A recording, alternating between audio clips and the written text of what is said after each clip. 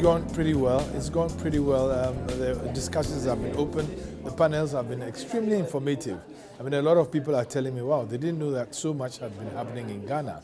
And there are so many developments. And it's very important, especially for many of the people in the diaspora here who have access to resources, capital, and ideas, who want to come back home and do stuff. Ideally, this investment summit is for UK-based investors, and we've had some of them here, some significant ones come in the investment banking community, in the asset management community from Jersey. We've had one or two ministers come through. So it's been very important. It's also to seal the relationship that we have and carried further from just a cultural heritage relationship to one of significant business partnership. We think the UK should be a much bigger partner than we have right now. And so this has sort of opened the doors. There's been very constructive engagement, and we've had one or two very important projects suddenly come through. And I have had at least 5 people who are visiting Ghana next month with significant opportunities, some of them running into more than 6 figures, and therefore they've met some of the ministers here. They've had agreements in principle, and all for good. I think that Ghana still remains quite high on the agenda and on the radar of investors looking for sustainable and rewardable investments. No, we raised all the money from the private sector because it is very clear that the private sector really is the real beneficiary. I mean, very often people think that government is the beneficiary of a good economy. No, it's the citizens of Ghana, and it's the people of Ghana. And the biggest constituency and access of capital is the private sector. It's not government. All the money government makes is from taxes and our money as private people. Government itself is not a business. It just runs the economy, creates the rules and the settings.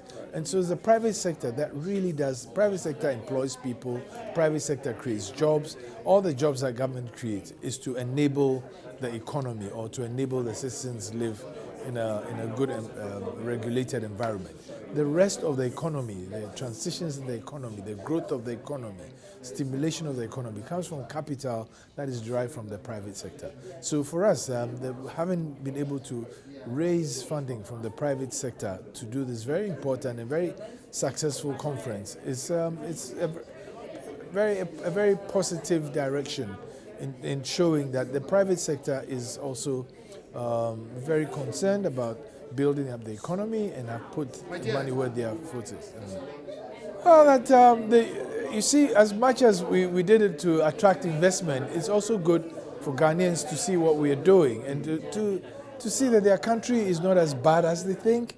Ghana is going places, and everybody acknowledges right here that if there's a country to bet on in Africa, it's Ghana. And it's not being said by Ghanaians, it's said by foreigners who also attend such events by other countries. And so we are hearing very positive news.